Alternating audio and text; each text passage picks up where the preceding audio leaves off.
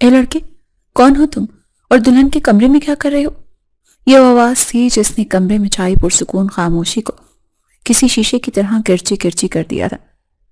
Canada کے پرسکون ماحول سے نکل کر پاکستان کے ایک تنگ گلی کے اس گھر میں آنے والا اذلان حیدر، جو گہری نیند میں تھا، ہڑبڑا کر اٹھ بیٹھا۔ اس کی آنکھوں میں ابھی نیند کا خمار باقی تھا، مگر سامنے کھڑی زہرہ تائی کا بھیانک روپ دیکھ کر اس کا ذہن ایک دم چوکنا ہو گیا۔ اس سے پہلے وہ کوئی جواب دیتا یا صورتحال کو سمجھتا، باتھ روم کا دروازہ کھلا اور آیت گیلے بالوں میں تولیہ لپیٹے باہر نکلی۔ اس کے تو وہم و گمان میں بھی نہیں تھا کہ کمرے میں اس کے علاوہ بھی کوئی موجود ہے۔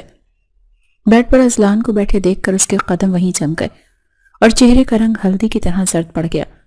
زہرہ تائی نے ایک نظر سہمی ہوئی آیت پر ڈالی اور دوسری نظر بیڈ پر بیٹھے اذلان پر۔ ان کی آنکھوں میں ایک شاطرانہ چمک ابھری، جیسے انہیں وہ موقع مل گیا ہو جس کی انہیں برسوں سے تلاش تھی۔ یہ لڑکا ساری رات اس کے کمرے میں تھا؟ میں تو شروع ہی سے کہتی تھی کہ اس لڑکی کے لچھن ٹھیک نہیں ہے۔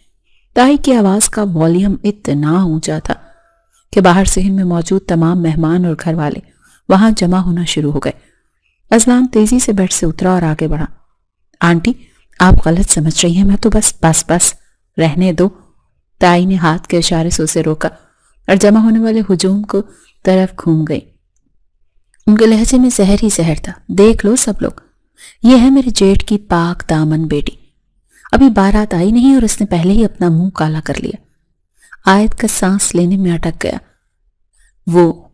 آیت کا سانس سینے میں اٹک گیا۔ وہ نفی میں سر ہلاتی ہوئی اپنی ماں کی طرف دیکھ رہی تھی، جو دروازے پر کھڑی بت بنی یہ سب دیکھ رہی تھی۔ یہ کہانی یہاں تک کیسے پہنچی؟ یہ طوفان اٹھنے سے محض 2 دن پہلے کی بات ہے، جب اذلان حیدر پہلی بار کینیڈا سے پاکستان آیا تھا۔ لاہور کے ایئرپورٹ سے نکلتے ہوئے اذلان نے اپنے موبائل پر بابا کا بھیجا ہوا ایڈریس چیک کیا۔ وہ یہاں نہیں آنا چاہتا تھا، لیکن بابا کی بیماری اور ان کی ضد کے آگے وہ بے بس ہوا تھا۔ اذلان بیٹا، میری بہن غریب ضرور ہے مگر اس کی غیرت بہت بڑی ہے۔ میں بیماری کی وجہ سے سفر نہیں کر سکتا، مگر تم جاؤ، میری بھانجی کی شادی ہے اور تم میری نمائندگی کرو گے، اور خبردار جو ہوٹل میں ٹھہرے، رہنا تمہیں پپو کے ہی گھر پہ ہوگا۔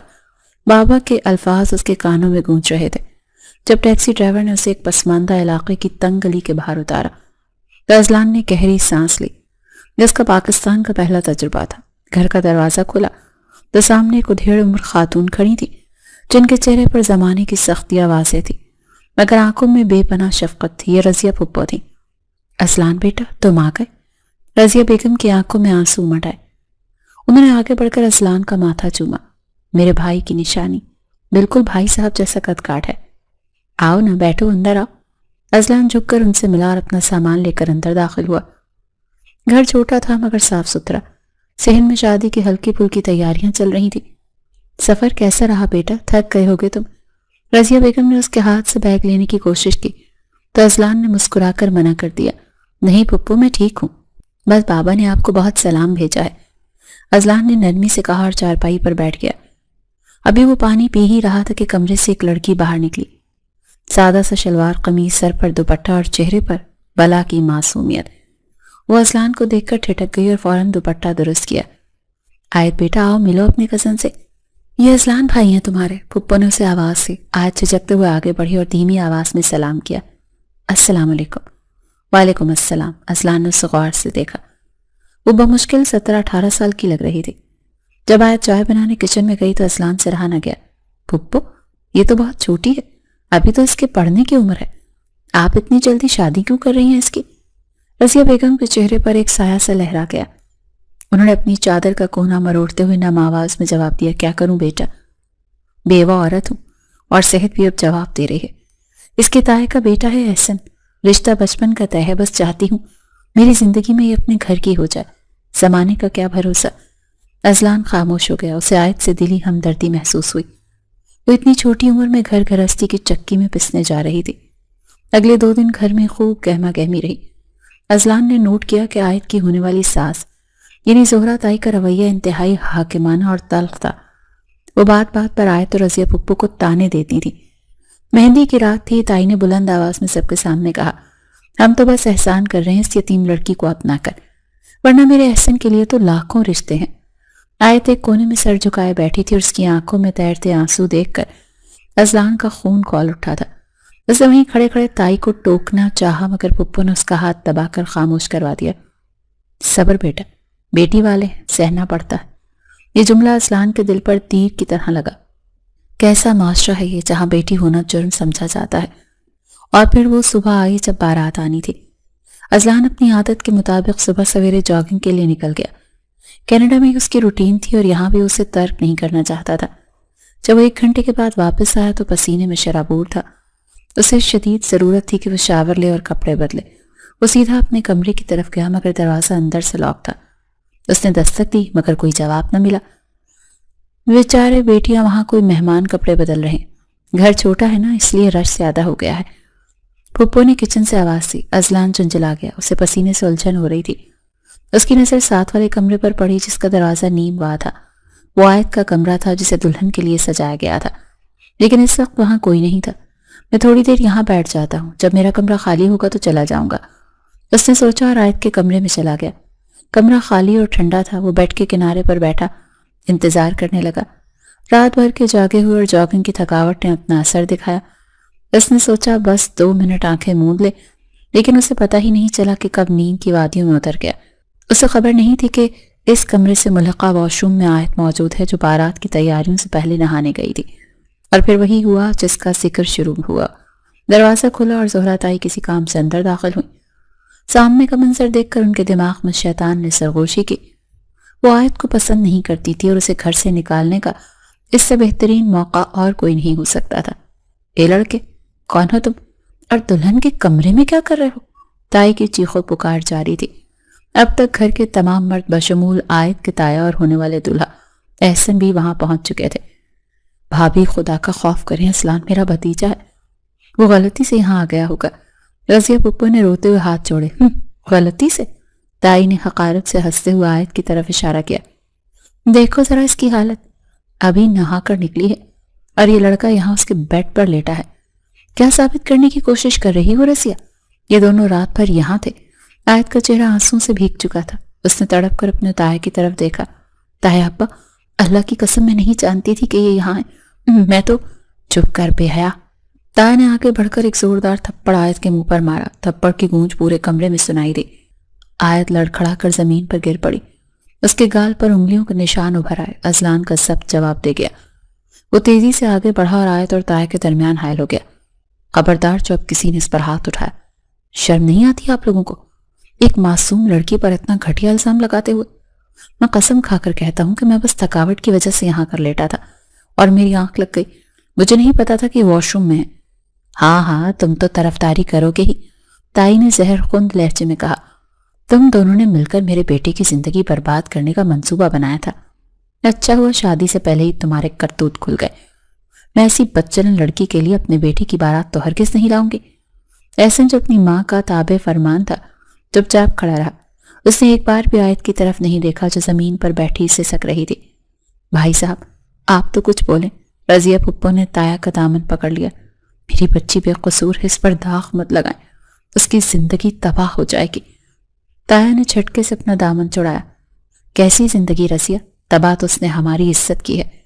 मैं अपनी बीवी की बात से मुत्तफिक हूं। ये रिश्ता खत्म। आज के बाद हमारा इस घर से कोई ताल्लुक नहीं। चलो एहसन। जोरा ताई के चेहरे पर फातेमंदाना मुस्कुराहट थी। वो बड़े फख्र से मुड़ी और मेहमानों को लेकर बाहर निकल गई। देखते ही देखते घर जो खुशियों का गहवारा था, मातम कदे में बदल गया। मेहमान चाय मगुइयां करते हुए रुखसत होने लगे। सेहन खाली हो गया। अब वहां सिर्फ रजिया पुप्पो थी, जो जमीन पर बैठी सीना को भी कर रही थी, और आयत थी जो बुत बनी दीवार को घूर रही थी। उसकी आंखों के आंसू खुश्क हो चुके थे। अजलान मुट्ठियों को भींचे वहीं खड़ा रहा। उसे अपनी गलती का शदीद एहसास हो रहा था। हालांकि उसकी नीयत बुरी नहीं थी, लेकिन अनजाने में ही उसने अपनी फूफो और कजिन की जिंदगी बर्बाद कर दी। उसके अंदर एक अजीब सी बेचैनी और गुस्सा था। गुस्सा उन दक़यानुसी लोगों पर और बेचैनी आयत की बर्बाद होती जिंदगी पर। रजिया पुप्पो ने रोते हुए आसमान की तरफ देखा। या अल्लाह, ये तूने क्या किया? मैं बेवा किस मुंह से लोगों का सामना करूंगी? मेरी बेटी का क्या होगा? कौन इससे शादी करेगा? अजलान ने गहरी सांस ली। उसने जमीन पर बैठी आयत को देखा, जो टूट कर बिखर चुकी थी। फिर उसने पुप्पो को देखा। उसके जहन में एक फैसला बिजली की तरह कौंध गया। یہ فیصلہ جذباتی ضرور تھا، مگر اس وقت اسے یہی واحد راستہ نظر آ رہا تھا اس داغ کو دھونے کا جو اس کی وجہ سے آیت کے دامن پر لگا تھا۔ وہ آگے بڑھا اور پھپھو کے کاندھے پر ہاتھ رکھا۔ اس کی آواز میں ایک عجیب سی گونج اور پختگی تھی۔ پھپھو، آپ رونا بند کریں۔ رضیہ بیگم نے بھیگی آنکھوں سے اسے دیکھا۔ کیسے چپ ہو جاؤں اذلان، سب ختم ہو گیا۔ کچھ ختم نہیں ہوا پھپھو، اذلان نے بلند آواز میں کہا تاکہ آیت بھی سن لے۔ وہ لوگ اس ہیرے کی قدر نہیں جانتے۔ اگر انہیں لگتا ہے کہ آیت کے کردار میں کوئی کمی ہے تو یہ ان کی گندی ذہنیت ہے۔ اس نے ایک لمحے کا توقف کیا اور پھر وہ الفاظ ادا کیے جنہوں نے وہاں موجود ہر شخص کو ساکت کر دیا۔ آپ نکاح خاں کو بلائیے، میں کروں گا آیت سے نکاح۔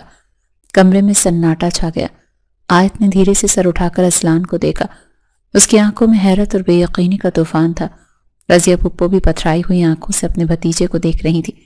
اذلان کی نظریں آیت پر جمی تھی۔ وہ جانتا تھا کہ یہ فیصلہ اس کی زندگی بدل دے گا، مگر وہ ایک غیرت مند باپ کا بیٹا تھا اور کسی کی زندگی اپنی وجہ سے برباد ہونے نہیں دے سکتا تھا۔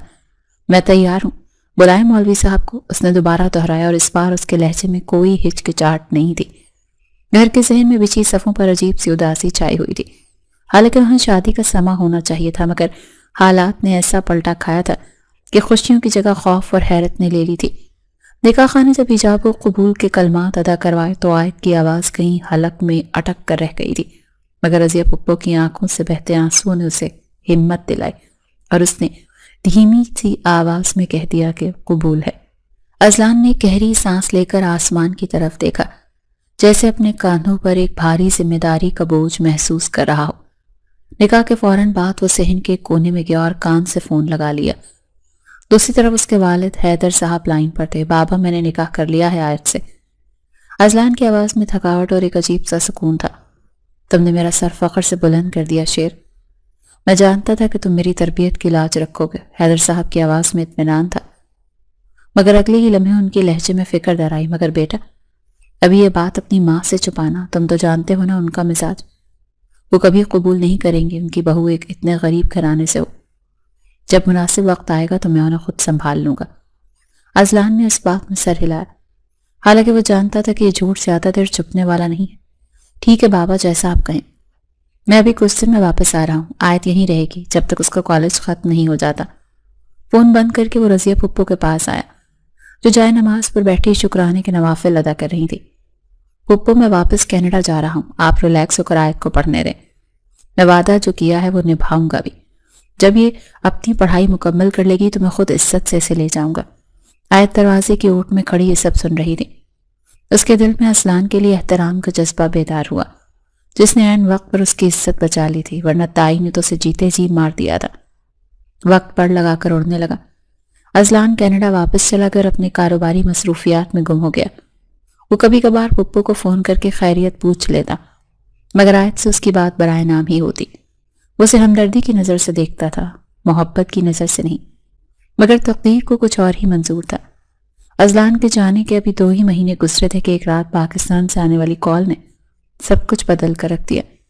آیت کی آواز ہچکیوں میں گم تھی جب اس نے اذلان کو بتایا کہ پھپھو کو اچانک دل کا دورہ پڑنے سے انتقال ہو گیا۔ یہ خبر اذلان اور حیدر صاحب پر بجلی بن کر گری۔ حیدر صاحب نے اپنی بیماری کی پرواہ کیے بغیر فوری طور پر پاکستان جانے کا فیصلہ کیا۔ میں اپنی بہن کا آخری دیدار کرنا چاہتا ہوں اور اب آیت وہاں اکیلی نہیں رہے گی۔ تدفین اور سوہم کے بعد حیدر صاحب نے فیصلہ سنا دیا، آیت اب ہمارے ساتھ کینیڈا جائے گی، یہاں اس کا کوئی نہیں ہے۔ آیت نے خالی نظروں سے اس گھر کو دیکھا جو کبھی اس کی ماں کی ہنسی سے گونجتا تھا اور اب ویران ہو چکا تھا۔ اس نے خاموشی سے سر جھکا دیا کیونکہ اب اذلان اور اس کے والد ہی اس کے واحد سہارا تھے۔ کینیڈا کا سفر خاموشی سے کٹا۔ جب وہ لوگ حیدر صاحب کے عالی شان بنگلے میں پہنچے تو اذلان کی ماں بیگم ثروت لاؤنج میں ہی موجود تھیں۔ آیت کو ساتھ دیکھ کر ان کے ماتھے پر بل پڑ گئے۔ یہ لڑکی یہاں کیا کر رہی ہے حیدر؟ ان کے لہجے میں ناگواری صاف ظاہر تھی۔ یہ میری مرحوم بہن کی نشانی ہے اور اب یہیں ہمارے ساتھ رہے گی، حیدر صاحب نے مضبوط لہجے میں کہا، اور پھر ایک بم پھوڑا، اور صرف بھانجی نہیں بلکہ یہ اذلان کی بیوی بھی ہے۔ بیگم ثروت کے ہاتھ سے کافی کا کپ چھوٹ کر زمین پر گرا۔ کیا شادی؟ اور مجھ سے پوچھے بغیر اس 2 ٹکے کی لڑکی کو تم لوگ میری بہو بنا کر لے آئے ہو؟ ان کا پارا ہائی ہو گیا۔ انہوں نے نفرت سے آیت کی طرف دیکھا جو خوف سے سمٹ کر اذلان کے پیچھے چھپ گئی تھی۔ بس ثروت، حیدر صاحب کی گرجدار آواز نے انہیں خاموش کروا دیا۔ یہ فیصلہ میرا تھا اور اذلان نے میری عزت رکھی ہے۔ اب اگر اس لڑکی کو کسی نے کچھ کہا تو مجھ سے برا کوئی نہیں ہوگا۔ بیگم ثروت پیر پٹکتی ہوئی اپنے کمرے میں چلی گئی، مگر ان کی آنکھوں میں عائد کے لیے نفرت کی آگ بھڑک چکی تھی۔ اگلے چند دن عائد کے لیے کسی عذاب سے کم نہ تھے۔ حیدر صاحب جب گھر پر ہوتے تو سکون رہتا، مگر ان کی غیر موجودگی میں بیگم ثروت کا رویہ انتہائی حد تک آمیز ہوتا۔ اسے نوکرانیوں کی طرح ٹریٹ کرتی۔ ایک شام عائد اذلان کے کمرے میں آئی۔ وہ لیپ ٹاپ پر کچھ کام کر رہا تھا۔ مجھے آپ سے کچھ بات کرنی ہے، اس کی آواز کانپ رہی تھی۔ اذلان نے اسے نظر اٹھا کر دیکھا۔ سیاہ لباس میں اسے مزید کمزور اور اداس لگی۔ کہو کیا بات ہے؟ میں یہاں نہیں رہ سکتی، ممانی مجھے پسند نہیں کرتی۔ پلیز میرا داخلہ کسی کالج میں کروا دیں اور مجھے ہاسٹل میں شفٹ کروا دیں۔ میں وعدہ کرتی ہوں آپ کو شکایت کا موقع نہیں دوں گی۔ اس کی آنکھوں میں آنسو تیر رہے تھے۔ اذلان نے کچھ لمحے سوچا۔ وہ خود بھی ماں اور بیوی کے درمیان ہونے والی روز کی چپکلش سے تنگ تھا۔ ٹھیک ہے، بابا سے بات کر کے میں تمہارا ایڈمیشن کروا دوں گا۔ عائد کو ہاسٹل بھیج کر گھر کا ماحول کچھ پرسکون ہو گیا، مگر یہ سکون طوفان کا پیش خیمہ تھا۔ عائد کالج میں مصروف ہو گئی اور اپنی پڑھائی پر توجہ دینے لگی۔ وہ ذہین تھی اور جلدی اس نے وہاں کے ماحول میں خود کو ڈال لیا۔ کئی مہینے گزر گئے۔ اذلان اپنی دنیا میں مگن تھا۔ اسے عائد کا خیال کم ہی آتا تھا، کیونکہ اس کے لیے رشتہ محبت کا نہیں بلکہ ذمہ داری کا تھا۔ مگر مرد کی فطرت عجیب ہوتی ہے، وہ جس چیز کو اپنی ملکیت سمجھ لے اس پر کسی اور کی نظر برداشت نہیں کر سکتا۔ ایک دن اذلان کی گاڑی کا رخ اچانک عائد کے کالج کی طرف مڑ گیا۔ اسے بابا نے کوئی دستاویزات دے کر بھیجا تھا جو عائد کے دستخط کے لیے ضروری تھی۔ وہ کیمپس کے گراؤنڈ میں پہنچا تو سامنے کا منظر دیکھ کر اس کے قدم رک گئے۔ کیفیٹیریا کے باہر ایک میز پر عائد بیٹھی تھی اور اس کے بالکل سامنے ایک انگریز لڑکا بیٹھا زور زور سے ہنس ہنس کر باتیں کر رہا تھا۔ عائد بھی اس کی کسی بات پر مسکرا رہی تھی۔ وہ منظر اذلان کے اندر کے روایتی مرد کو جگانے کے لیے کافی تھا۔ اس کی رگوں میں خون کی گردش تیز ہو گئی۔ یہ وہی لڑکی تھی جو اس کے سامنے نظریں نہیں اٹھاتی تھی اور آج ایک غیر مرد کے ساتھ اتنی بے تکلفی سے بیٹھی تھی۔ وہ تیز قدموں سے چلتا ہوا وہاں پہنچا۔ عائد نے اسے آتے دیکھا تو اس کی مسکراہٹ سے مٹ گئی اور وہ گھبرا کر کھڑی ہو گئی۔ اذلان، آپ؟ اذلان نے اس لڑکے کو نظر انداز کرتے ہوئے عائد کا بازو سختی سے جکڑ لیا۔ گاڑی میں بیٹھو۔ اس کا لہجہ برف کی طرح ٹھنڈا اور کاٹ دار تھا۔ مگر میری کلاس ہے، عائد نے مزاحمت کی کوشش کی۔ میں نے کہا گاڑی میں بیٹھو۔ اذلان نے اتنی زور سے دھاڑ کر کہا کہ آس پاس کے لوگ متوجہ ہو گئے۔ وہ عائد کو تقریباً گھسیٹتا ہوا گاڑی تک لایا اور اسے فرنٹ سیٹ پر دھکیل دیا۔ پورے راستے گاڑی میں موت کا سا سکوت رہا۔ اذلان کی ڈرائیونگ انتہائی تیز اور خطرناک تھی۔ گھر پہنچ کر اسے کھینچتا ہوا اندر لایا۔ بیگم ثروت لاؤنج میں بیٹھی تھی اور یہ تماشا دیکھ کر حیران ہو گئی۔ اذلان عائد کو لے کر سیدھا اپنے کمرے میں گیا اور دروازہ زور سے بند کر دیا۔ یہ کیا تماشا تھا وہاں؟ اس نے عائد کو چھوڑا تو وہ لڑ کھڑا کر صوفے پر گری۔ کون سا تماشا؟ وہ میرا کلاس فیل ہوا ہے، ہم بس اسائنمنٹ ڈسکس کر رہے تھے۔ عائد نے اپنی صفائی دینے کی کوشش کی، حالانکہ وہ اندر سے کانپ رہی تھی۔ Shut up! اذلان نے ایک زوردار تھپڑ اس کے چہرے پر رسید کیا۔ عائد کو دن میں تارے نظر آ گئے اور وہ گال پر ہاتھ رکھ کر اسے پھٹی پھٹی آنکھوں سے دیکھنے لگی۔ اسائنمنٹ ڈسکس ہو رہی تھی یا دانت دکھائے جا رہے تھے؟ بھول گئی ہو کہ تم ایک شادی شدہ عورت ہو، میری عزت ہو۔ اذلان کا چہرہ غصے سے سرخ ہو رہا تھا۔ آج کے بعد تمہارا کالج جانا بند، گھر پر رہو گی۔ اذلان نے فیصلہ سنا دیا۔ عائد کا ضبط بھی ٹوٹ گیا۔ اس نے روتے ہوئے چیخ کر کہا، آپ کون ہوتے ہیں مجھے روکنے والے؟ ماموں نے میرا داخلہ کروایا ہے، آپ کی ہمدردی مجھے نہیں چاہیے۔ یہ جملہ اذلان کے غصے پر تیل کا کام کر گیا۔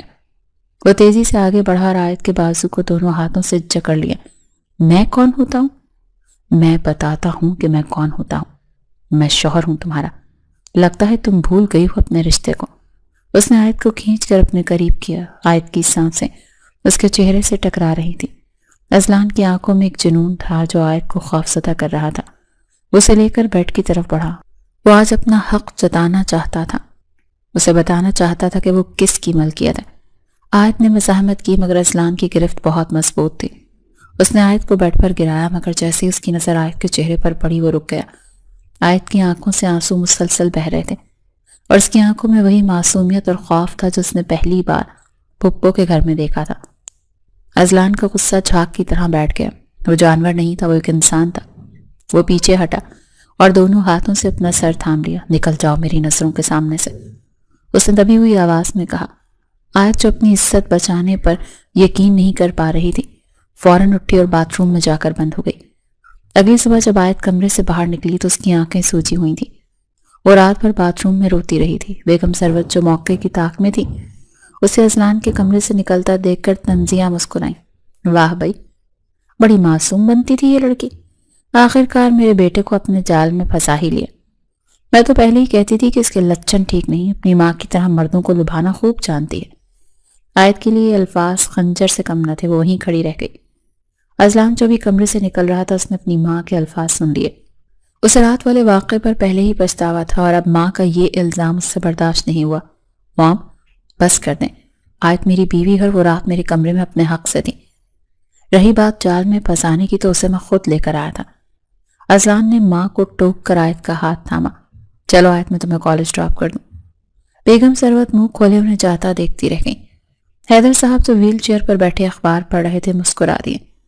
انہیں خوشی تھی کہ ان کا بیٹا آہستہ آہستہ اپنی ذمہ داری سمجھ رہا ہے۔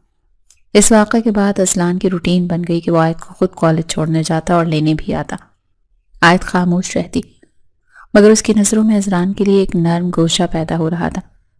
وہ سمجھ رہی تھی کہ اذلان اسے پسند کرنے لگا ہے، حالانکہ اذلان کے دل میں ابھی بھی صرف ذمہ داری کا احساس تھا۔ مگر زندگی کبھی ایک ڈگر پر نہیں چلتی۔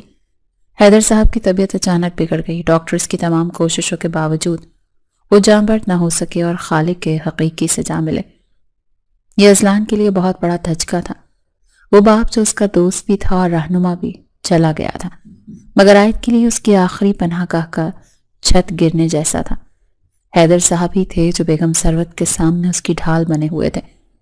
باپ کے انتقال کے بعد ابھی کچھ دن ہی گزرے تھے کہ بیگم سروت نے اپنے اصلی رنگ دکھانا شروع کر دیے۔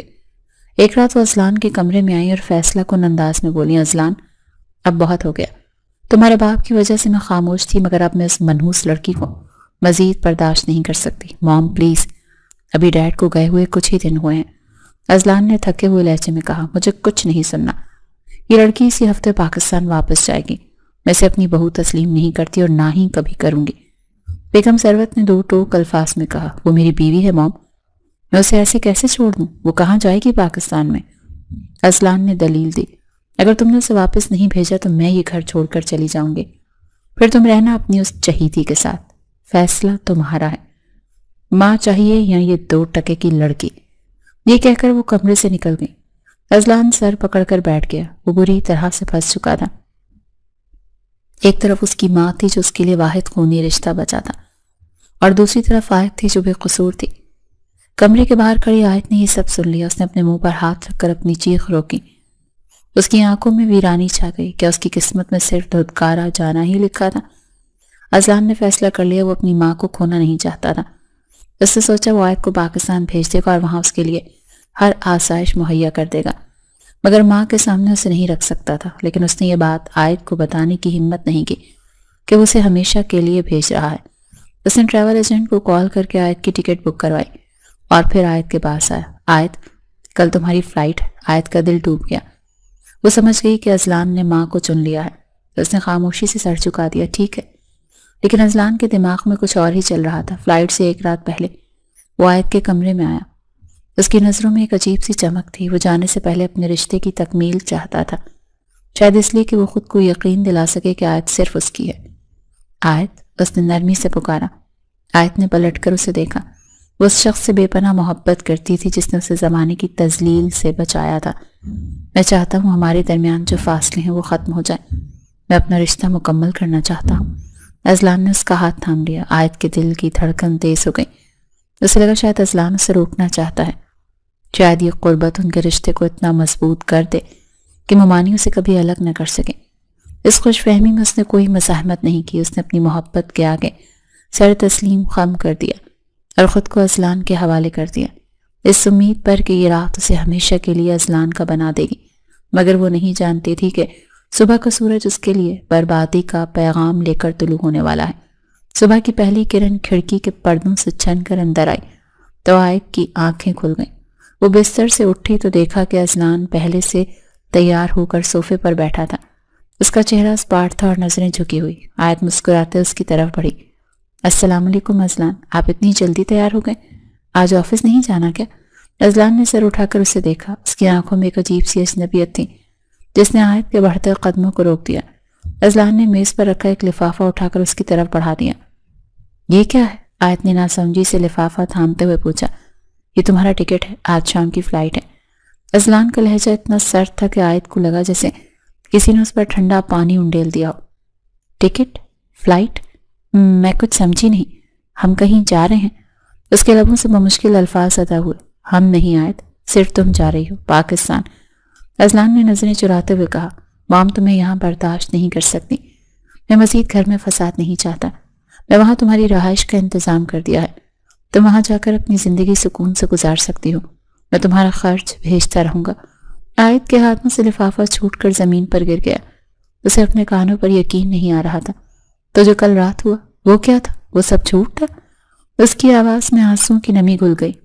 وہ ایک کمزوری تھی، ایک غلطی سمجھ لو یا جذبات کی رو. ازلان نے پتھر لہجے میں کہا، حالانکہ اندر سے وہ خود کو کوس رہا تھا، مگر وہ مجبور تھا. ماں کے گھر چھوڑنے کی دھمکی نے اسے بے بس کر دیا تھا. آیت کی آنکھوں میں تیرتے آنسو یکدم خشک ہو گئے. اس کے اندر کچھ ٹوٹ گیا. وہ محبت جو اس کے دل میں ازلان کے لیے معجزن تھی، پل بھر میں نفرت اور حقارت میں بدل گئی. آپ نے مجھے استعمال کیا. آپ جانتے تھے کہ آپ مجھے گھر سے نکال رہے ہیں، پھر بھی آپ نے میری محبت کا فائدہ اٹھایا. مجھے لگا تھا کہ آپ میرے محافظ ہیں، مگر آپ تو اپنی ماں سے بھی بڑے سوداگر نکلے. ازلان خاموش رہا. اس کے پاس کوئی جواب نہیں تھا. تیار ہو جاؤ، ڈرائیور تمہیں ایئرپورٹ چھوڑ دے گا. یہ کہہ کر وہ کمرے سے نکل گیا. آیت وہیں قالین پر بیٹھ گئی. اس کا وجود کرچی کرچی ہو چکا تھا، لیکن پھر اس نے اپنے آنسو پونچھے. اب رونے کا وقت نہیں تھا. اس نے فیصلہ کر لیا تھا کہ وہ اب ازلان حیدر کی زندگی سے ایسے نکلے گی جیسے کبھی تھی ہی نہیں. شام کو جب وہ ایئرپورٹ کے لیے روانہ ہوئی تو اس نے ایک بار پھر پیچھے مڑ کر اس گھر کو نہیں دیکھا. ازلان کھڑکی کے پیچھے چھپا اسے جاتا دیکھ رہا تھا. اس کی آنکھوں میں نمی تھی، مگر انا کا پہرا بہت سخت تھا. لاہور کے ایئرپورٹ پر اترتے ہی گرم ہوا کے تھپیڑے نے اس کا استقبال کیا. باہر نکلتے ہی کوئی ڈھیڑ عمر شخص اس کے پاس آئے. بی بی جی، میں ازلان صاحب کا بھیجا ہوا ڈرائیور ہوں. گاڑی وہ سامنے کھڑی ہے. انہوں نے آپ کی رہائش کا انتظام ڈیفنس میں اپنے ایک دوست کے خالی پورشن میں کیا ہے. چلیے. آیت نے اس شخص کو دیکھا اور پھر اپنے فون کی طرف. اس نے سم نکال کر وہیں کوڑے دان میں پھینک دی. میں نہیں جانتی کسی ازلان صاحب کو، اور نہ ہی مجھے ان کی کسی خیرات کی ضرورت ہے. بی بی جی، مگر صاحب نے سختی سے حکم دیا ہے. ڈرائیور نے اصرار کیا. جاؤ کہہ دینا اپنے صاحب سے کہ آیت مر گئی. اسے نفرت سے کہا اور وہاں سے گزرتے ایک رکشے کو ہاتھ کا اشارہ کیا. چلو بھائی. رکشہ ڈرائیور نے پوچھا. کہاں جانا ہے باجی؟ کسی سستی سے لیڈیز ہاسٹل لے چلو. آیت نے اپنی نئی جنگ کا آغاز کر دیا تھا. وہ ایک ورکنگ ویمن ہاسٹل پہنچی. وارڈن ایک سخت گیر خاتون تھی، مگر آیت کی حالت دیکھ کر اسے ترس آ گیا. اسے ایک چھوٹا سا کمرہ مل گیا. اگلے چند دن آیت کے لیے بہت کٹھن تھے. اس نے شہر کے کئی دفاتر میں نوکری کے لیے درخواستیں دی. وہ ازلان کے پیسے پر ایک لمحہ بھی زندہ نہیں رہنا چاہتی تھی. دوسری طرف کینیڈا میں ازلان بے چین تھا. اس نے کئی بار آیت کے نمبر پر کال کی، مگر نمبر بند جا رہا تھا. اس کی تشویش بڑھتی جا رہی تھی. آخرکار اس نے لاہور میں اپنے قریبی دوست دانیال کو فون کیا. یار دانیال، آیت کا نمبر بند ہے. وہ اس گھر میں بھی نہیں پہنچی جہاں میں نے انتظام کیا تھا. خدا کے لیے پتہ لگاؤ کہ وہ کہاں ہے. مجھے بہت فکر ہو رہی ہے. ازلان کی آواز میں گھبراہٹ تھی. دانیال نے 2 دن بعد اسے خبر دی. ازلان وہ ایک ہاسٹل میں رہ رہی ہے. میں نے پتہ کروا لیا ہے، وہ خیریت سے ہے. لیکن یار وہ تم سے بہت شدید نفرت کرتی ہے. اس نے تمہارے بھیجے ہوئے بندے کو صاف انکار کر دیا تھا. ازلان نے گہری سانس لی. کم از کم وہ محفوظ تو تھی. دانیال، ایک کام کرو، اسے نوکری کی سخت ضرورت ہوگی. میرا کوئی بھی ریفرنس استعمال کیے بغیر اسے کسی اچھی جگہ جاب دلوا دو. اسے پتہ نہیں چلنا چاہیے کہ یہ میری وجہ سے ہے. اور ایسا ہی ہوا. آیت ایک ملٹائی نیشنل کمپنی میں انٹرویو کے لیے گئی تو اسے امید نہیں تھی کہ اسے اتنی آسانی سے جاب مل جائے گی، مگر مینیجر نے اسے فوراً ہائر کر لیا. یہ سب پس پردہ ازلان کی ہدایات پر ہو رہا تھا، مگر آیت اپنی محنت اور قابلیت سمجھ کر مطمئن تھی. ہاسٹل کی زندگی آسان نہیں تھی. وارڈن سخت تھی اور سہولیات کم، مگر آیت نے شکایت نہیں کی. وہ دن رات محنت کرتی اور تھک کر سو جاتی تاکہ اسے ماضی یاد نہ آئے. ادھر ازلان روزانہ دانیال کو فون کر کے آیت کی خیریت دریافت کرتا. آج اس نے کھانا کھایا؟ ہاں یار، وارڈن سے بات ہوئی تھی، وہ ٹھیک ہے. آج اس نے تنخواہ لی ہے. دانیال اسے رپورٹ دیتا. ازلان کو سکون ملتا کہ وہ اپنے پیروں پر کھڑی ہو رہی ہے. لیکن اب ازلان کا اگلا مشن باقی تھا.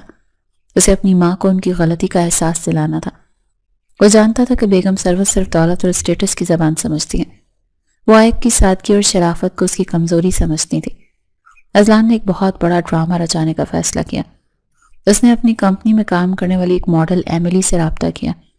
ایملی ایک منہ پھٹ اور آزاد خیال انگریز لڑکی تھی جو پیسوں کے لیے کچھ بھی کر سکتی تھی۔ لڑکی سے ڈیل کرنے کے بعد ایک شام اذلان ایملی کا ہاتھ تھامے گھر میں داخل ہوا۔ بیگم سروت لاؤنج میں چائے پی رہی تھی۔ موم، ملیے میری بیوی سے، ایملی اذلان حیدر۔ اذلان نے اسپاٹ لہجے میں بم پھوڑا۔ بیگم سروت کے ہاتھ سے چائے کا کپ چھلک گیا۔ کیا بکواس ہے، یہ کون ہے؟ اور وہ آیت کہاں؟ آیت کو تو میں نے آپ کے کہنے پر چھوڑ دیا۔ آپ کو وہ پسند نہیں تھی نا؟ آپ کہتی تھی وہ ہمارے اسٹیٹس کی نہیں ہے، تو لیجیے، میں لے آیا ہوں آپ کے اسٹیٹس کے مطابق بہو۔ ایملی ایک بہت بڑے بزنس ٹائکون کی بیٹی ہے۔ اب آپ خوش ہیں؟ اذلان نے طنزیہ مسکراہٹ کے ساتھ کہا۔ ایملی نے آگے بڑھ کر بیگم سروت کو گلے لگانے کی کوشش کی اور عجیب سے لہجے میں کہا، hi mom, nice to meet you. مجھے امید ہے کہ آپ مجھے میری پرائیویسی دیں گے۔ مجھے اولڈ مائنڈڈ لوگ پسند نہیں۔ بیگم سروت کو لگا جیسے کسی نے ان کا سانس بند کر دیا ہو۔ اذلان، تم پاگل ہو گئے ہو؟ ایک غیر ملکی لڑکی جس کا نہ دین نہ مذہب، اسے تم میرے گھر لے آئے؟ گھر تو میرا ہے موم، اذلان نے سختی سے کہا، اور بیوی بھی میری۔ آپ کو تو بس اسٹیٹس چاہیے تھا نا، وہ میں لے آیا۔ اب آپ کو کوئی اعتراض نہیں ہونا چاہیے۔ چلو ایملی، میں تمہیں تمہارا کمرہ دکھا دوں۔ وہ ماں کو جلتا کڑتا چھوڑ کر ایملی کو لے کر اوپر چلا گیا۔ بیگم سروت سر پکڑ کر بیٹھ گئی۔ انہیں آیت کا معصوم چہرہ یاد آیا جو ہر بات پر جی ممانی کرتی تھی اور وہ اسے جھڑک دیتی تھی۔ اگلے چند دن گھر میں طوفان برپا رہا۔ ایملی نے گھر کا نقشہ بدلنا شروع کر دیا۔ اس نے بیگم سروت کے پسندیدہ فرنیچر کو یہ کہہ کر باہر پھینکوا دیا کہ یہ آؤٹ آف ڈیٹڈ ہے۔ ایملی نے کچن پر بھی قبضہ کر لیا۔ اس نے پاکستانی کھانے بننے بند کروا دیے۔ آج سے صرف کانٹیننٹل بنے گا، مجھے یہ تیل اور مسالے والے سالن کی بو پسند نہیں، اس نے حکم جاری کیا۔ بیگم سروت بھوکی رہ گئیں کیونکہ انہیں ابلے ہوئے کھانے پسند نہیں تھے۔ رات کو جب وہ بھوک سے بےحال ہو کر کچن میں چھپ کر کچھ بنانے گئیں تو ایملی نے انہیں دیکھ لیا۔ اوہ مائی گاڈ مام، آپ چوری چھپے کھانا بنا رہے ہیں، یہ کتنا ڈاؤن مارکیٹ لگتا ہے۔ اس نے زور زور سے ہنسنا شروع کر دیا۔ بیگم سروت کی آنکھوں میں آنسو آ گئے۔ انہیں وہ وقت یاد آیا جب آیت ان کے لیے اپنے ہاتھوں سے گرم روٹیاں بناتی تھی اور ان کی پسند کا خیال رکھتی تھی۔ انہیں اپنی غلطی کو شدت سے احساس ہونے لگا۔ ایک صبح ناشتے کی میز پر جب ایملی نے بیگم سروت کے لباس پر تنقید کی تو ان کے صبر کا پیمانہ لبریز ہو گیا۔ اذلان، میں مزید برداشت نہیں کر سکتی، نکالو اس لڑکی کو گھر سے، ابھی اور اسی وقت۔ انہوں نے میز پر ہاتھ مار کر کہا تو اذلان نے اطمینان سے کافی کا گھونٹ بھرا۔ کس کس کو نکالوں مام؟ پہلی بیوی کو آپ کے کہنے پر نکالا، اب دوسری سے بھی آپ کو مسئلہ ہے۔ آپ چاہتی کیا ہیں آخر؟ میں کچھ نہیں جانتی، مجھے میرا سکون چاہیے۔ یہ لڑکی بدتمیز ہے، بےہودہ ہے، مجھے یہ نہیں چاہیے۔ بیگم سروت پھٹ پڑی۔ اذلان کا چہرہ سنجیدہ ہو گیا۔ اس نے کافی کا کپ رکھا اور ماں کی آنکھوں میں دیکھا۔ اگر یہ نہیں چاہیے تو پھر کون چاہیے؟ وہ آیت جسے آپ نے دھتکار دیا تھا، وہ جو آپ کی ہر بدتمیزی پر خاموش رہتی تھی۔ بیگم سروت کی آنکھوں سے آنسو جاری ہو گئے۔ ہاں وہ اس سے لاکھ درجے بہتر تھی، وہ شرافت والی تھی، وہ میرا ادب کرتی تھی۔ مجھ سے بہت بڑی غلطی ہو گئی اذلان، میں نے ہیرے کو ٹکرا کر پتھر اٹھا لیا۔ تو اب کیا کریں ماں؟ آپ کہیں تو میں آپ کے لیے کوئی اولڈ ہاؤس دیکھ لیتا ہوں، کیونکہ ایملی تو یہاں سے نہیں جائے گی۔ اذلان نے آخری تیر چلایا۔ نہیں، میں کسی اولڈ ہاؤس نہیں جاؤں گی، میں پاکستان واپس جا رہی ہوں۔ مجھے اپنے وطن جانا ہے، اپنے لوگوں میں، وہاں کم از کم عزت تو ہوگی۔ بیگم سروت نے روتے ہوئے کہا۔ اذلان کے چہرے پر ایک خفیہ مسکراہٹ آئی۔ اس کا مقصد پورا ہو رہا تھا۔ ٹھیک ہے ماں، اگر آپ نے فیصلہ کر لیا ہے تو میں بھی آپ کے ساتھ چلتا ہوں۔ میں یہاں کا سارا بزنس سمیٹ رہا ہوں، ہم ہمیشہ کے لیے پاکستان شفٹ ہو رہے ہیں۔ بیگم سروت نے حیرت سے اسے دیکھا۔ ہمیشہ کے لیے؟ مگر تمہارا کاروبار؟ سب کچھ آپ سے بڑھ کر نہیں ہے۔ میں اس بلا کو یعنی ایملی کو طلاق دے دوں گا، لیکن میری ایک شرط ہے۔ اذلان نے رک کر ماں کو دیکھا۔ کیا شرط؟ بیگم سروت نے بے چارگی سے پوچھا۔ ہم پاکستان جا رہے ہیں، میں آیت کو چھوڑ کر آپ کے ساتھ چلنے کو تیار ہوں، لیکن شرط یہ ہے کہ وہاں جا کر آپ آیت کو دل سے بہو تسلیم کریں گی اور اس سے معافی مانگیں گی، اسے وہی عزت دیں گی جو اس کا حق ہے۔ اذلان کی آواز میں حتمی فیصلہ تھا۔ بیگم سروت نے اس بات میں سر ہلا دیا۔ وہ ایملی کے عذاب سے اتنی تنگ آ چکی تھی کہ اب انہیں آیت رحمت لگ رہی تھی۔ مجھے منظور ہے، میں اس سے معافی مانگ لوں گی، بس مجھے اس عذاب سے نجات دلاؤ۔ اذلان نے سکون کا سانس لیا۔ اس نے ایملی کی طرف دیکھا اور آنکھ مار کر شکریہ کا اشارہ کیا۔ ایملی نے بھی مسکرا کر انگوٹھا دبایا۔ ڈرامہ کامیاب رہا۔ دوسری طرف لاہور میں آیت اپنی زندگی کی ایک نئی حقیقت سے آشنا ہو رہی تھی۔ گزشتہ چند دنوں سے اس کی طبیعت خراب رہ رہی تھی۔ چکر آنا اور متلی ہونا معمول بن گیا تھا۔ اس نے ہاسٹل کے قریب ایک کلینک سے ٹیسٹ کروایا۔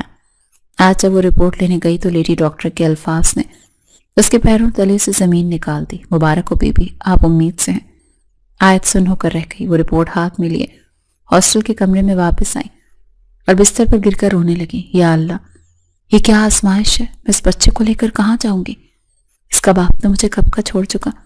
اسے اذلان پر شدید غصہ آیا۔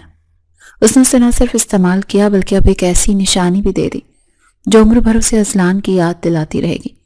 وہ اپنے پیٹ پر ہاتھ رکھ کر رو رہی تھی جب کمرے کے دروازے پر دستک ہوئی۔ وارڈن اندر داخل ہوئی۔ آیت، تم سے ملنے کوئی آیا ہے، گیسٹ روم میں آ جاؤ۔ آیت نے حیرت سے آنسو پہنچے۔ مجھ سے ملنے کون ہو سکتا ہے؟ اس نے سوچا، کیا دانیال بھائی ہوں گے؟ وہ اکثر اس کی خیریت پوچھنے آتے رہتے تھے۔ وہ بھاری قدموں سے چلتی ہوئی گیسٹ روم کی طرف گئی۔ جیسے اس نے دروازہ کھولا تو سامنے کھڑے شخص کو دیکھ کر اس کا سانس رک گیا۔ وہ شخص دانیال نہیں تھا، سامنے اذلان کھڑا تھا، وہی اذلان جس سے وہ نفرت کرتی تھی، مگر جس کے لیے اس کا دل آج بھی دھڑکتا تھا۔ اذلان اسے دیکھ کر آگے بڑھا۔ اس کی آنکھوں میں پچھتاوا اور محبت بیک وقت موجود تھی۔ آیت، اس نے پکارا۔ آیت نے سختی سے اپنے تاثرات پر قابو پایا۔ آپ یہاں کیا کر رہے ہیں؟ اور آپ کو میرا پتہ کس نے دیا؟ اس کا لہجہ اجنبیوں جیسا تھا۔ میں تمہیں لینے آیا ہوں آیت، چلو میرے ساتھ۔ اذلان نے اس کا ہاتھ پکڑنے کی کوشش کی مگر آیت پیچھے ہٹ گئی۔ خبردار، خبردار جو مجھے ہاتھ لگایا، کس حق سے لینے آئے ہیں آپ؟ اس رات کے بعد آپ نے میرا سودا کر دیا تھا نا، آپ کس منہ سے واپس آئیں؟ جائیے یہاں سے، مجھے آپ کی اور آپ کی دولت کی کوئی ضرورت نہیں۔ اذلان نے اس کی آنکھوں میں موجود نفرت کو محسوس کیا۔ میری بات تو سنو آیت، میں مجبور تھا، موم کی وجہ سے مجھے یہ سب کرنا پڑا، لیکن اب سب ٹھیک ہو گیا ہے، موم مان گئی ہیں، ہم سب ہمیشہ کے لیے پاکستان آ گئے ہیں۔ مومانی مان گئی؟ آیت نے طنزیہ ہنسی۔ تو اب میں قابل قبول ہو گئی؟ جب دل کیا گھر سے نکال دیا، جب دل کیا بلا لیا۔ میں کوئی کھلونا نہیں ہوں اذلان صاحب، چلے جائیں یہاں سے، میں نہیں جاؤں گی آپ کے ساتھ۔ یہ کہہ کر وہ تیزی سے مڑی اور اپنے کمرے کی طرف بھاگ گئی۔ اذلان اسے پکارتا رہ گیا مگر اس نے دروازہ بند کر دیا۔ اذلان جانتا تھا کہ آیت کا غصہ بچا ہے۔ اس نے فیصلہ کیا کہ وہ ہار نہیں مانے گا، وہ یہیں انتظار کرے گا۔ آیت کمرے میں آ کر پھوٹ پھوٹ کر روئی۔ اس نے اپنی پیٹ پر ہاتھ رکھا۔ نہیں بچے، ہم اس شخص کے پاس واپس نہیں جائیں گے، اس نے ہمیں دھوکہ دیا ہے۔ لیکن تقدیر کا فیصلہ ابھی باقی تھا۔ اگلی صبح ایک نیا موڑ آنے والا تھا جو ان کی زندگیوں کو ہمیشہ کے لیے جوڑ دینے والا تھا۔ لاہور کی مسرور سڑک پر صبح کا شور و غل عروج پر تھا۔ گاڑیوں کے ہارن اور رکشوں کی آوازوں نے ایک عجیب سی افراتفری مچا رکھی تھی۔ آیت ہاسٹل کے گیٹ سے نکل کر سڑک کے کنارے کھڑی تھی۔ اس نے فیصلہ کر لیا تھا کہ وہ آج ہی استعفیٰ دے گی اور کسی دوسرے شہر چلی جائے گی جہاں اذلان کا سایہ بھی ان تک نہ پہنچ سکے۔ وہ اپنی اور اپنے بچے کی عزت نفس کا سودا نہیں کرنا چاہتی رہی۔ ابھی وہ ایک رکشے کو ہاتھ کا اشارہ کرنے ہی والی تھی کہ ایک سیاہ رنگ کی چمچماتی گاڑی تیزی سے اس کے قریب آ کر رکی۔ ٹائروں کی چنگھاڑ نے آس پاس کھڑے لوگوں کو متوجہ کر لیا۔ آیت نے گھبرا کر پیچھے قدم ہٹایا۔ اسے اندازہ ہو گیا تھا کہ یہ کون ہے۔ گاڑی کا دروازہ کھلا اور اذلان باہر نکلا۔ اس کے چہرے پر ایک عجیب سی سختی اور عزم تھا جسے دیکھ کر آیت کا سانس حلق میں اٹک گیا۔ اس نے بنا کچھ کہے گاڑی کا پچھلا دروازہ کھولا اور آیت کی طرف بڑھا۔ آیت نے خوفزدہ لہجے میں کہا، یہ آپ کیا کر رہے ہیں اذلان؟ لوگ دیکھ رہے ہیں، مجھے آفس جانا ہے، میرا راستہ چھوڑیں۔ اذلان نے اس کی بات انسنی کر دی اور اس کا بازو مضبوطی سے تھام لیا۔ بہت ہو گیا تمہارا ڈرامہ آیت، میں تمہیں کل سمجھانے آیا تھا مگر تم نے میری بات سننے کی سہمتی نہیں کی۔ اب وہی ہوگا جو میں چاہوں گا، چپ چاپ گاڑی میں بیٹھ جاؤ۔ آیت نے اپنا بازو چھڑانے کی بھرپور کوشش کی۔ اس کی آنکھوں میں غصہ اور بے بسی کے آنسو تیرنے لگے۔ خبردار جو مجھے زبردستی کرنے کی کوشش کی، میں شور مچا دوں گی، میں آپ کے ساتھ نہیں جانا چاہتی، چھوڑ دیں مجھے۔ اذلان کا ضبط جواب دے گیا۔ اس نے ایک پل کے لیے آیت کی آنکھوں میں دیکھا اور پھر دانت پیستے ہوئے کہا، تم میری بیوی ہو آیت، کوئی غیر نہیں ہو۔ اور شوہر کو حق ہے کہ وہ اپنی ناراض بیوی کو جیسے چاہے منا لے اور منا کر لے جائے۔ اگر تم شرافت سے نہیں بیٹھو گی تو مجھے زبردستی کرنی پڑے گی، اور یقین کرو میں تماشا نہیں بنانا چاہتا۔ اس سے پہلے کہ آیت مزید زحمت کرتی، اذلان نے اسے بازو سے پکڑ کر تقریباً کھینچتے ہوئے گاڑی کے اندر دھکیل دیا۔ آیت لڑکھڑا کر سیٹ پر گری۔ اس نے اٹھنے کی کوشش کی مگر اذلان نے فوراً دروازہ بند کر کے لاک کر دیا۔ اگلے ہی لمحے وہ ڈرائیونگ سیٹ پر تھا اور گاڑی ہوا سے باتیں کرنے لگی۔ آیت نے دروازہ کھولنے کی کوشش کی مگر وہ لاک تھا۔ اس نے روتے ہوئے چیخ کر کہا، آپ مجھے کہاں پر لے کر جا رہے ہیں؟ میں آپ پر پولیس کیس کر دوں گی، یہ اغوا ہے، آپ ایسا نہیں کر سکتے۔ اذلان نے شیشے سے اس کا روتا ہوا چہرہ دیکھا تو اس کے دل میں ایک ٹیس سی اٹھے، مگر اس نے اپنا لہجہ سخت کر رکھا تھا کیونکہ وہ جانتا تھا کہ اس وقت نرمی دکھانا اسے کھو دینے کے مترادف ہوگا۔ جو کرنا ہے کر لینا آیت، لیکن فی الحال ہم گھر جا رہے ہیں، وہ گھر جہاں اب صرف وہی ہوگا جو تمہاری عزت اور سکون کے لیے بہتر ہے۔ آیت نے منہ دوسری طرف پھیر لیا، اس کا دل زور زور سے دھڑک رہا تھا۔ اسے خوف تھا کہ کہیں اذلان اسے دوبارہ اسی ذلت کے غار میں نہ لے جائے جہاں اس کی ماں بیگم ثروت موجود تھی۔ وہ اپنے بچے کو اس ماحول میں نہیں پالنا چاہتی تھی جہاں اس کی ماں کی تذلیل کی جاتی ہو۔ تقریباً آدھے گھنٹے کی مسافت کے بعد گاڑی ڈیفنس کے ایک پوش علاقے میں ایک خوبصورت سی کوٹھی کے گیٹ سے اندر داخل ہوئی۔ یہ وہ گھر نہیں تھا جہاں آیت پہلے رہی تھی، یہ کوئی نئی جگہ تھی۔ گاڑی رکتے ہی اذلان نے باہر نکل کر آیت کی طرف کا دروازہ کھولا۔ اتر جاؤ، ہم پہنچ گئے ہیں۔ آیت بدھ بنی بیٹھی رہی، وہ اپنی جگہ سے ہلنے کو تیار نہیں تھی۔ اذلان نے گہری سانس لی اور جھک کر اس کا ہاتھ تھام لیا۔ اس بار اس کے لمس میں سختی کے بجائے ایک التجا تھی۔ آیت پلیز ایک بار میرے کہنے پر اندر چلو، اگر وہاں کا ماحول تمہیں پسند نہیں آیا تو میں وعدہ کرتا ہوں کہ میں تمہیں خود واپس چھوڑ کر آؤں گا اور پھر کبھی تمہاری زندگی میں مداخلت نہیں کروں گا۔ آیت نے اذلان کی آنکھوں میں دیکھا، وہاں سچائی تھی۔ اس نے بے دلی سے قدم بڑھائے۔ اذلان نے اسے لے کر گھر کے مرکزی دروازے کی طرف بڑھا۔ آیت کے دل میں وسوسے سر اٹھا رہے تھے۔ کیا اندر ممانی ہوں گی؟ اگر ہوں گی تو کیا وہ پھر سے اسے نوکرانی بنا کر رکھیں گی؟ جیسے ہی وہ لاؤنج میں داخل ہوئے، سامنے کا منظر دیکھ کر آیت کے قدم زمین میں گڑ گئے۔ سامنے صوفے پر بیگم ثروت بیٹھی تھی، لیکن یہ وہ بیگم ثروت نہیں تھی جنہیں آیت جانتی تھی۔ ان کا چہرہ اترا ہوا تھا اور ان کی آنکھوں میں ایک عجیب سی عاجزی تھی۔ وہ آیت کو دیکھتے ہی اپنی جگہ سے کھڑی ہو گئی تو آیت کا رنگ فاق ہو گیا۔ اس نے خوفزدہ ہو کر اذلان کا بازو پکڑ لیا اور پیچھے ہٹنے لگی۔ مجھے یہاں نہیں رہنا، مجھے واپس جانا ہے، میں نے کہا تھا نا مجھے ان کا سامنا نہیں کرنا۔ اذلان نے اس کے کاندھے پر ہاتھ رکھ کر اسے روکا اور نرمی سے کہا، ڈرو مت آیت، کوئی تمہیں کچھ نہیں کہے گا، بس ایک بار ان کی بات تو سن لو۔ بیگم ثروت آہستہ آہستہ چلتی ہوئی آیت کے قریب آئی۔ آیت کا دل حلق میں آ گیا۔ وہ جھکنے کے لیے تیار تھی کہ ممانی حسب معمول کوئی طعنہ دیں گی یا اسے گھر سے نکالنے کا کہیں گی، مگر ہوا تو اس کے بالکل برعکس۔ بیگم ثروت نے کانپتے ہاتھوں سے آیت کا چہرہ تھاما اور اس کی آنکھوں سے آنسو جاری ہو گئے۔ آیت بیٹی، مجھے معاف کر دو۔ آیت کو لگا جیسے اس کے کان بج رہے ہیں یہ الفاظ اور بیگم ثروت کے منہ سے۔ وہ ساکت کھڑی انہیں دیکھتی رہی۔ بیگم ثروت نے روتے ہوئے اپنا سر جھکا لیا۔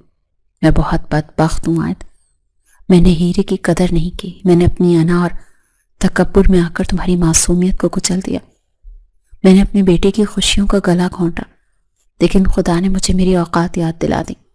اس انگریز لڑکی نے مجھے بتایا کہ عزت پیسے اور ماڈرن ہونے میں نہیں ہوتی بلکہ خلوص اور وفا میں ہوتی ہے۔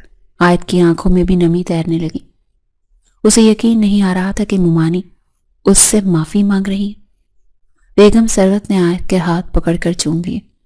خدا کے لیے مجھے معاف کر دو بیٹی، میں وعدہ کرتی ہوں کہ اب تمہیں کبھی شکایت کا موقع نہیں دوں گی۔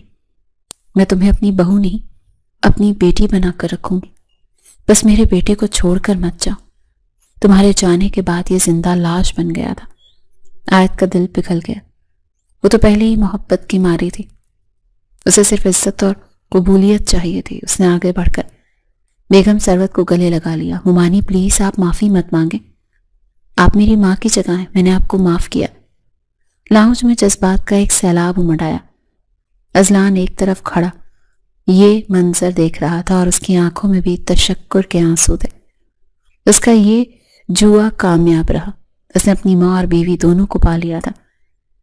جب ماحول قدرے پرسکون ہوا تو بیگم ثروت نے آیت کو اپنے ساتھ صوفے پر بٹھایا. تم بہت کمزور ہو گئی ہو آیت, میں آج ہی تمہارے لیے اپنے ہاتھوں سے پنجیری بناؤں گی. اب تمہیں اپنی صحت کا خیال رکھنا ہے. یہ سن کر آیت کو اچانک یاد آیا کہ ایک اور حقیقت بھی ہے جو ابھی تک سب سے چھپی ہوئی ہے. اس نے نظر اٹھا کر اذلان کو دیکھا جو مسکراتے ہوئے اسے ہی دیکھ رہا تھا. آیت نے ہمت مجتمع کی اور دھیمی آواز میں کہا, ممانی, اذلان, مجھے آپ لوگوں کو کچھ بتانا ہے. اذلان نے سوالیہ نظروں سے اسے دیکھا. کیا ہوا آیت؟ سب خیریت تو ہے؟ آیت نے شرماتے ہوئے نظریں جھکا لی. دراصل ہم اس کی آواز اٹک رہی تھی. بیگم ثروت نے شفقت سے اس کے سر پر ہاتھ پھیرا. کیا بات ہے بیٹی, بلا جھجک کہو. آیت نے گہری سانس لی اور راز فاش کر دیا. میں امید سے ہوں آپ دادی بننے والی ہیں. کمرے میں ایک لمحے کے لیے سناٹا چھا گیا اور پھر خوشی کا ایسا دھماکہ ہوا جس کی گونج دیواروں نے بھی محسوس کی.